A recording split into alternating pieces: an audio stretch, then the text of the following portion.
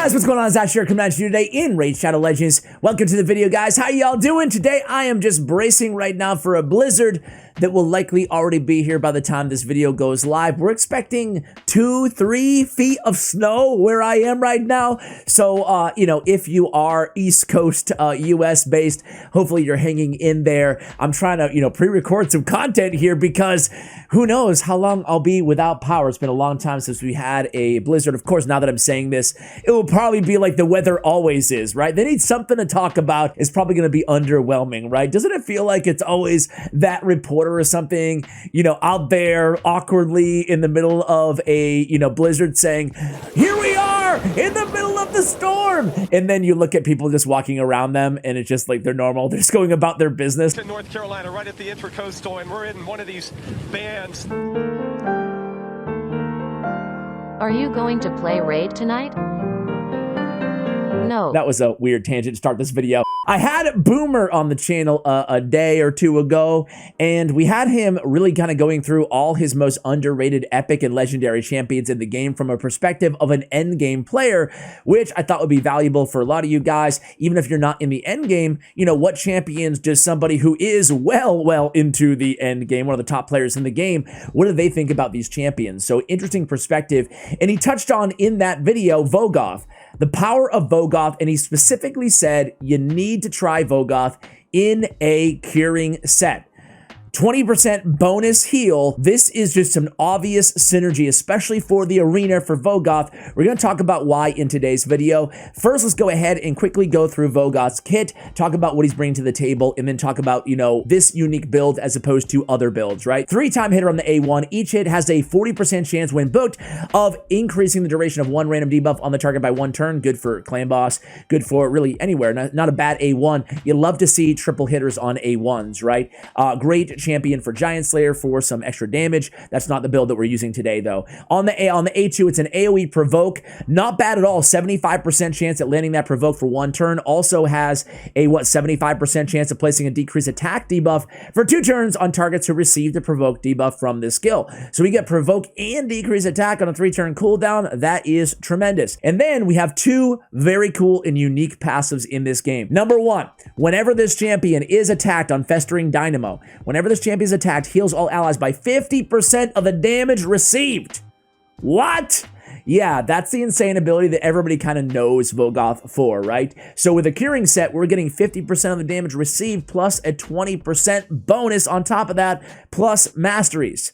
Wow. All right, the second passive is, and by the way, this is 25% on bosses, but this is primarily an arena tank build, and I guarantee you guys, a lot of you guys who have Vogoth, maybe this will open your eyes to maybe I can use Vogoth on any arena team. Go first, go second. We'll talk about why in just a moment here, but his eerie presence, this one, people kind of forget about this passive. Very good in other areas outside the arena or even in the arena, right? So when attacked, plays a leech debuff on the attacker for 2 turns. Cool. Also, if the attacker is under a provoke debuff placed by this champion, has a 100% chance of increasing the cooldown of a random skill on the attacker by 2 turns, occurs once per attack.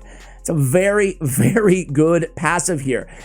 For a lot of arena builds, this is going to help you out as well. But in today's video, again, on this specific curing build, he'll be landing a lot of provokes, you'll see throughout the duration of this video, but we're building it the way that Boomer told us to build him. Just going for maximum HP and heals. When we talk about masteries on this build, guys, we went for our tier 6 bulwark. Damage decreases, excuse me, the damage received by all allies. If I can speak, man. Man, it's just dang old complicated, you know, man. It's like a dang old Rubik's Cube, man. You like talking about blue, red, man, then you get to one side and then you like messed up the other side, man. Decrease the damage all allies receive by 5%. This champion will receive that damage instead. All right, so that's a really solid passive to have in the arena. We also went heavy on the defense tree here, guys. We have Shadow Heal, we have Improved Parry, we have Cycle of Revenge, we picked up Selfless Defender, all about damage mitigation, basically, on this defensive build. It's gonna help take even more of that first hit, that first nuke that lands on your allies, and either, you know, just mitigate that totally or deflect it on Vogoth, right? That's why he's such an amazing tank. On the support side, we went all out HP and heals, getting more HP on the Steadfast, and then we go down with Lay on Hands, Healing Savior, and Merciful Aid. So again, more healing masteries, more heals out of Vogoth. How are we building him? We already talked about it. Curing set. I don't have many good curing artifacts. Who does, right? But now after Vogoth in curing, after Rector Droth in curing, there's some viability for one of the least used still artifact sets in the game. I don't know, what would you guys put with curing in terms of artifact sets that you use so little that you forget they're almost even in the game? I think for me, I would say Daze, Cursed, and I know some of you guys in the comments are going to be like, well, I use Cursed. I like Cursed, Ash.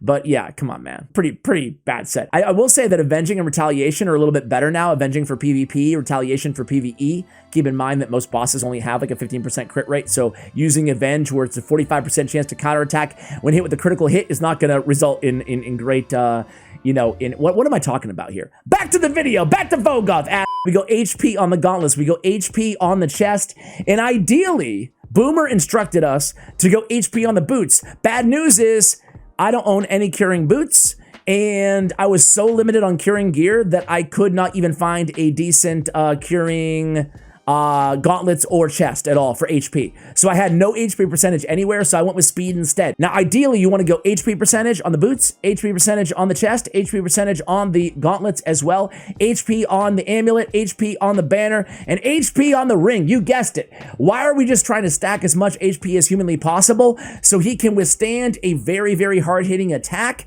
and heal up all your allies, right? So that they're not dying, and even if they are, we're gonna have a reviver on the team. So here it is, almost 90k on the HP, 2800 on the defense. We don't really care too much about speed. Even accuracy, it's nice to have on that A2, but I asked Boomer, those of you who saw that video will know, I'm like, well, you still wanna build him with some accuracies and come around with his A2 and hit him hard with the provoke, and he said, nah, man, just go HP, HP, HP. But me, man, I like to eat my cake and have it too, or have my cake and eat it too. I like to do stuff with cake. I tried to build him with a little bit of accuracy, right? Because I still want him to come back on that A2 and land provoke. That way we have a chance of, you know, decreasing their skill cooldowns as well. So I don't know how top players, if they would probably disagree with this build, but I decided to try to, you know, sneak in some resist there. Honestly, I would rather have a little bit more, but with a 161 resist. So guys, before we go into the arena, I just want to show you a couple sample teams, because again, we do have speed on those boots, and he does have an accuracy aura as well, so you can run him at an accuracy aura lead. I assembled a couple teams that I did run off, you know, off air to show you guys for dungeons. Today, I want to really stick to the arena, but these teams worked obviously very effectively. This is, you know, Jareg, a bunch of, you know, Ninja, Daily Login Reward champions, and Vogoth. Very consistent team for Ice Golem. He's very, very good for Ice Golem, obviously with all those heals and those hard-hitting attacks from the Ice Golem. And then he's very good for Fire Knight too. He has a triple hitter, so you can use him in stage 25 or stage 20 or stage 21 as well. There's no magic affinity to worry about here. This is a sample stage 20 team. We have Soulbond Boyer. We have, I like Soulbond, excuse me, because she has a full turn meter manipulation on the A3 and an AoE to help you get through the waves as well. You can run her in a stun. You can run her in retaliation as well. I have Koltar, I have Allure, I have Apothecary, and I have Vogoth, a very, very consistent team. One thing I would say, as I'd like to get, you know, a War Maiden, a Stag Knight, ideally in this team to have a decreased defense, probably instead of Soulbond on this particular team. But Apothecary and Vogoth can get the job done. That's all you need in terms of heals on a squad like this. All right, let's go into the arena, guys, and see what Boomer's talking about when he mentioned, and this is the team, we're going to start out with like kind of the more pay-to-win team that he suggested I use. So we have a kind of a block debuff slash reviver here. We have a nuker, and then we have kind of a crowd control with a speed lead. Now, I'm not sure if I'm going to go first against this team. Because they are a blender team, I'm assuming I'm not going to go first. So even if we die, worst case scenario, if Trunda and Kaimar die, Lydia's going to be able to revive, right? If best case scenario, they don't die because of the heal of Vogoth, then it's just going to be game over really soon. The beautiful thing is, on a team like this, I mean, I'm going to go 1 time speed so you guys can really see it, right? So they do go first. Here it comes. So let's see if we die here. Look at those.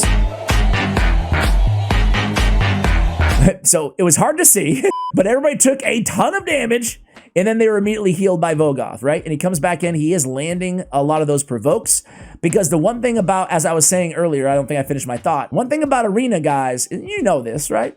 Is there's very few players out there that build their Arena champions with medium resist.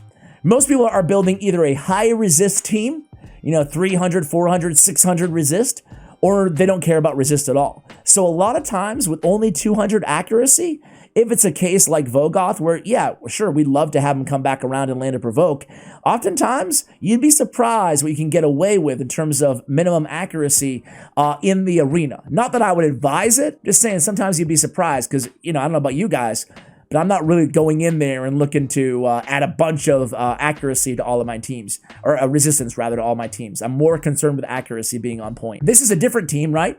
They have a really tough nuker in Canderfon. They have 3 of the best champions in the game, Arbiter, Siphi, and Krisk. But I'm not scared of a team like this anymore because, I mean, Canderfon, sure, he'll be able to kill perhaps Trunda, right? Because it is a force versus magic affinity, but he's not going to be able to kill anybody else. Maybe Kymar on my team, but let's just see how it plays out here. And I want to slow it down.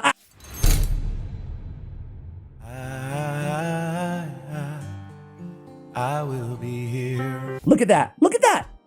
Freaking Canderfon came in and tried to nuke everybody, but it didn't work out, did it? Because of Vogoth healed them right back up. You can see whenever anybody from my team is getting hit here, guys, it's just, look at, boom, they take the damage and they get healed for almost all the damage back, So again, even an OP team like this, granted my team is OP too, I'm just trying to demonstrate kind of how it works, right? So whoever your team is, you can just put Vogoth in there and he's kind of like a failsafe in case maybe even on a go first team, even on a speed team, you might not know. Am I gonna, like on this team, I don't know. Am I gonna go first or are they gonna go first? Probably them. They have Madame Ceres, they've got Sylar, they've got Ray, they've got a really boss squad. Will I be able to stay alive? My gut tells me yes, because this is so OP. I don't know though. We might die here. There goes Lead and Legs. Oh. Okay. So you know what? I'm thinking right now, guys, I'm thinking out loud here. I think I'd be way better off with Magnar on this team than look at this. Look at all this damage we're taking.